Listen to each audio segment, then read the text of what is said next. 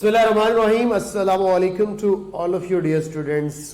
Chemical energetics unit number 5 physical chemistry के video lecture के साथ आपके पेशे खिदमत। यार सबसे पहले तो आप लोगों को एक बात जहन में रख लेनी चाहिए कि इस यूनिट में से जो 2 MCQs आने हैं वो ज़्यादातर कहाँ से आने हैं, मेन टॉपिक क्या है।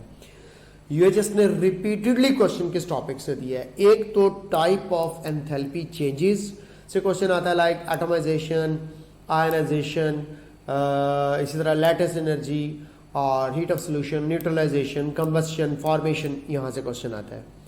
दूसरा मोस्ट ऑफ द टाइम जो क्वेश्चन आया वो है Hess's law for constant heat summation से, ये बॉर्न-हैमर साइकिल से। तो ये वो चंद एक मेन टॉपिक्स हैं जिनमें mostly frequently repeatedly UHS question दे चुकी है। तो ऑफकोर्स मैं हर उस क्वेश्चन को, हर उस कॉन्सेप्ट को कवर अप करने की कोशिश करूंगा जो यूएचएस पॉसिबली पूछ सकती है। बिफोर दिस के मैं इस यूनिट को स्टार्ट करूं, सबसे पहले तो आप लोगों को अंदाज़ा होना चाहिए कि इस यूनिट में आप लोगों के पास जो सिलेबस मौजूद है उसमें फर्स्ट ऑफ ऑल तो आप लोग ये ज़हन में रखेंगे कि concept of energy changes during a chemical reaction, यानी कि एक्सोथर्मिक और एंडोथर्मिक रिएक्शंस को डिटेल में डिस्कस करना है। ये enthalpy of reaction, bond energy, जैसा कि मैं जिक्र कर रहा था आप लोगों के साथ, वैसे बॉन्ड एनर्जी हम लोग प्रीवियस यूनिट में पढ़ चुके हैं केमिकल बॉन्डिंग के अंदर, ठीक है। यहाँ पे ज़रा इसको और डिफरेंट अंदाज में बताने के हवाले से बात करूँगा। Numerical magnitude of lattice energy, यानी कि बॉर्न-हैमर साइकिल की बात हो रही है। Hess's law for to construct a simple energy cycle, छोटा सा नन्ना मुन्ना सा प्यारा सा यूनिट है। 3-4 वीडियोस के अंदर बआसानी इसको कवर अप किया जा सकता है, लेकिन for the sake of convenience मैं इसको बिल्कुल सेपरेट नेचर बेस्ड जो है वो वीडियो बना रहा हूँ। सबसे पहले तो बात हो जाए थर्मोकेमिस्ट्री क्या होती है। नाम से जाहिर है स्टडी करना है हीट चेंजेस को ड्यूरिंग अ केमिकल रिएक्शन, यानी कि heat changes during a chemical reaction के स्टडी करने का नाम है थर्मोकेमिस्ट्री। ये बात आप लोग अच्छे तरीके से ध्यान में रख लीजिएगा, ठीक है। तो study of heat changes during a chemical reaction, इसको बोला जाता है thermochemistry. Chemical reactions involve the breaking of bonds in the reactants and the formation of bonds in the products। ये सारे का सारा जब प्रोसीजर चल रहा होता है, इस प्रोसीजर के अंदर यानी कि what is a chemical reaction, इसमें बॉन्ड्स बनते भी हैं टूटते भी हैं। मुझे ये कहना चाहिए old bond breaks and new bonds form during a chemical reaction. जब ये बात मैंने आपको बता दी कि in a chemical reaction old bond will breaks and new bonds will form, then what next. आपको पता होना चाहिए कि रिएक्शन के दौरान बॉन्ड बनते और टूटते हुए ही डिसाइड करते हैं कि उस रिएक्शन ने एक्सोथर्मिक होना है या एंडोथर्मिक होना है। क्या मतलब, यानी कि जैसा कि हम लोगों ने प्रीवियस यूनिट में पढ़ा कि जब बॉन्ड की फॉर्मेशन होती है तो एनर्जी रिलीज होती है, जब बॉन्ड की ब्रेकेज होती है तो एनर्जी एब्जॉर्ब होती है। एक रिएक्शन स्टार्ट होगा, पुराने बॉन्ड टूट रहे हैं, नए बॉन्ड बन रहे हैं। अल्टीमेटली जब रिएक्शन एंडिंग की तरफ जाएगा तो देखा जाएगा कि ज़्यादा बने हैं या ज़्यादा टूटे हैं, या टूटने वालों की स्ट्रेंथ ज़्यादा है या बनने वालों की स्ट्रेंथ ज़्यादा है। तो हम लोग इस बात से बखूबी अंदाज़ा लगा सकते हैं कि जितना बॉन्ड स्ट्रॉन्गर होता है ना, उसको उतनी ही एनर्जी चाहिए होती है ब्रेक करने के लिए, यानी कि हाई बॉन्ड एनर्जी होती है एक स्ट्रॉन्गर बॉन्ड के केस में। ये सारी बातें आप लोगों के साथ में 1 बाय 1 करके डिस्कस करता हूँ। जैसा कि ये अभी मैं बॉन्ड ब्रेकिंग और बॉन्ड फॉर्मेशन दोनों आपको एक्सप्लेन कर रहा था, वर्डिंग की फॉर्म में भी आपके सामने आ गया। बॉन्ड ब्रेकेज जैसा कि हमें पता है एंडोथर्मिक होता है। केमिकल रिएक्शन में एनर्जी एब्जॉर्ब होती है to break bonds in the reactants and that is the reason why bond breaking is called endothermic process, ठीक है। इसमें एनर्जी एब्जॉर्ब हो रही थी, बॉन्ड्स को वीक करके ब्रेक करना होता है। एक्सोथर्मिक होती है chemical reaction, energy is release when bonds in the products are formed. Bond बनते वक्त एनर्जी रिलीज होती है, टूटते वक्त एब्जॉर्ब होती है। ओवरऑल क्या होता है, ओवरऑल भी देखा जाता है कि ज्यादा रिलीज हुई है या ज्यादा एब्जॉर्ब हुई है। अगर ज्यादा एब्जॉर्ब होती है तो रिएक्शन एंडो बन जाता है, ज्यादा रिलीज होने के केस में एक्सो बन जाता है। So simple, that is the reason why bond formation is called exothermic process. The sum of these two enthalpies, यानी कि रिलीज होने वाली और एब्जॉर्ब होने वाली, डिसाइड करती है ओवरऑल रिएक्शन की enthalpy. Tell us about the overall reaction exothermic है या एंडोथर्मिक है। सिंपल सी बात होगी, समझ आ गई कि बॉन्ड फॉर्मेशन के वक्त एनर्जी का रिलीज होना, बॉन्ड ब्रेकेज के वक्त एनर्जी का एब्जॉर्ब होना, ओवरऑल केमिकल रिएक्शन में फिर देखा जाता है बने ज़्यादा है बॉन्ड या टूटे ज़्यादा। एक छोटी सी एग्जांपल आपके सामने में रख देता हूँ। हाइड्रोजन और हाइड्रोजन के दरमियान जो बॉन्ड है इसको ब्रेक करना है, और ये टोटल अब कितने बॉन्ड्स होंगे जो आप ब्रेक करने जा रहे होंगे? ऑफ कोर्स 2 बॉन्ड्स होंगे जो आपने ब्रेक करने हैं। इसी तरह ऑक्सीजन के साथ डबल बॉन्ड को ब्रेक करना है। इन दोनों केसेस में जो एनर्जी होगी वो हमारे पास ऑफ कोर्स जो है बॉन्ड डिसोसिएशन एनर्जी कहलाएगी, जैसा कि हम लोगों ने प्रीवियस यूनिट में पढ़ा भी है। If I am not wrong हम लोगों ने इसको पढ़ा हुआ है 436 किलो जॉल पर मोल, ठीक है। अब यहाँ पे ब्रेक होनी है और 2 बॉन्ड्स है तो मल्टीप्लाई कर देंगे। ऑफ कोर्स इसके साथ साइन क्या आएगा? पॉजिटिव, क्योंकि ये एब्जॉर्ब होने वाली एनर्जी की बात है। सिमिलरली ऑक्सीजन और ऑक्सीजन के डबल बॉन्ड को ब्रेक करने के लिए जो एनर्जी रिक्वायर्ड है वो भी आप यहाँ पे लिख सकते हैं और ऑफ कोर्स वो भी पॉजिटिव साइन के साथ होगी। उसके बाद आगे हाइड्रोजन और ऑक्सीजन के बॉन्ड बन रहे हैं और 2 वाटर मॉलिक्यूल जो आपको बनते हुए नजर आ रहे हैं। आप क्लियरली देख सकते हैं कि एक वाटर मॉलिक्यूल में 2 हाइड्रोजन और ऑक्सीजन बॉन्ड बन रहे हैं। जब ये फॉर्मेशन होगी तो यहाँ के केस में एनर्जी नेगेटिव साइन के साथ होगी। तो ये अब हम लोग ओवरऑल देखते हैं कि यहाँ पे एनर्जी एब्जॉर्ब हो रही है या इवॉल्व हो रही है, तो ऑफ कोर्स इस टोटल एनर्जी का जो साइन है प्लस है या माइनस इंडिकेट करेगा इधर द रिएक्शन इज एक्सोथर्मिक और एंडोथर्मिक। तो इसका क्या मतलब हुआ? एक रिएक्शन की एंथैल्पी को आप with the help of bond energies find out कर सकते हैं, क्वाइट इजीली कर सकते हैं। इसमें कोई मतलब ऐसा नहीं है कि आप लोगों के लिए ये प्रोसेस जो है वो डिफिकल्ट है, ठीक है। अब इसको चेकआउट करने के लिए अगर मैं आप लोगों से कहूँ कि यार वो आप लोगों ने बॉन्ड एनर्जीज वाला टेबल यूज़ करना है तो आप टेबल यूज़ कर सकते हैं। अब आप लोगों ने क्या करना है कि मैं अगले जो लेक्चर है ना, जब एंथैल्पी ऑफ द फॉर्मेशन सिखाऊंगा तो एंथैल्पी ऑफ द फॉर्मेशन के वक्त ये इक्वेशन दोबारा से सिखा दूंगा कि किस तरह बॉन्ड एनर्जीज इसके अंदर इन्वॉल्व हो रही है। जैसा कि मैंने आपसे कहा कि बॉन्ड एनर्जीज भी इन्वॉल्वमेंट जो है वो एंथैल्पी ऑफ द रिएक्शन को फाइंड आउट करने में बहुत इंपॉर्टेंट रोल प्ले करती है। यहाँ तक बात समझ आ गई है। अब देखा जाएगा कि वाटर के केस में रिलीज कितनी हो रही है, इनके वाटर में बॉन्ड फॉर्मेशन हो रही है हाइड्रोजन और ऑक्सीजन की, और हाइड्रोजन और ऑक्सीजन के केस में एब्जॉर्ब कितनी हो रही है। तो यहां पे टोटल एब्जॉर्ब होने वाली, यहां पे टोटल रिलीज होने वाली का डिफरेंस बताएगा कि रिएक्शन ने एक्सोथर्मिक होना है या एंडोथर्मिक होना है। This was a very simple concept for you people.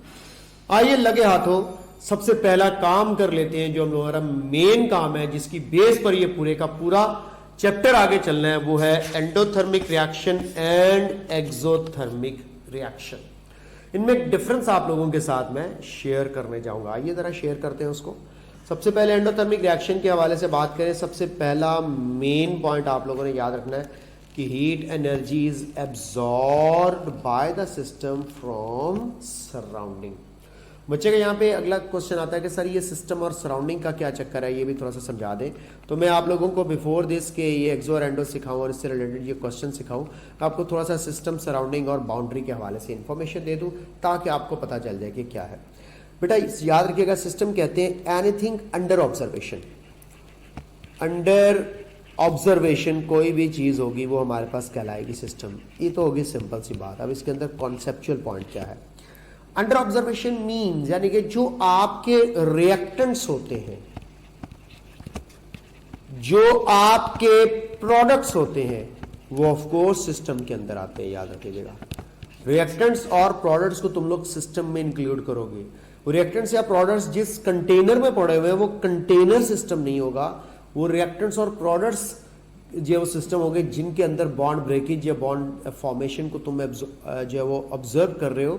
तो ये आप लोगों ने ज़हन में रख लेना है, रिएक्टेंट्स और प्रोडक्ट्स जो पड़े हुए हैं सिस्टम वो कहलाएंगे। बिल्कुल जिस तरह आप किसी शख्स को घूरना शुरू करते हैं, घूरते चले जाते हैं, घूरते चले जाते हैं, तो वो शख्स आपके लिए क्या बन जाएगा? सिस्टम। और बॉयज़ बड़े अच्छे तरीके से इस बात को जो है वो जानते हैं कि अंडर ऑब्जर्वेशन जब आप टीचर को ले आते हैं, ठीक है, तो आप ये देखते हैं कि टीचर पढ़ा कैसा रहा है, समझा कैसा रहा है, उसकी ड्रेसिंग, उसकी बियर्ड, उसका हेयर स्टाइल, इन सारी चीज़ों पे आप ज़रा ज़्यादा गौर करते हैं, स्टडी पे आप ज़रा कम गौर करते हैं, ठीक है। तो ये सारी की सारी जो ऑब्जर्वेशन जिस ऑब्जेक्ट या बॉडी के ऊपर तुम लोग कर रहे हो, उस बॉडी या ऑब्जेक्ट को या सब्सटेंस को क्या बोलोगे? सिस्टम बोलोगे, ठीक है। उसके अलावा बाकी सब कुछ क्या है? सराउंडिंग है, ठीक है। तो हम लोग कहते हैं कि except system all universe except system all universe surrounding है। सिस्टम के अलावा बाकी तमाम की तमाम यूनिवर्स क्या है, सराउंडिंग है। इस बात को अच्छे तरीके से ज़हन में रख लीजिएगा। अब आप लोगों के सामने एक टर्म है बाउंड्री। अब जैसा कि आप लोग देख रहे हो सिस्टम बाउंड्री, तो इसका मतलब है आज आपको एक बात और मज़ेदार पता चलने जा रही है, बाउंड्री हमेशा सिस्टम के लिए होती है, याद रख लीजिएगा। तो सिस्टम बाउंड्री क्या है बेटा, ये रियल भी हो सकती है, इमेजिनरी भी हो सकती है। एक रियल या इमेजिनरी लाइन जो सिस्टम को सराउंडिंग से सेपरेट करती है।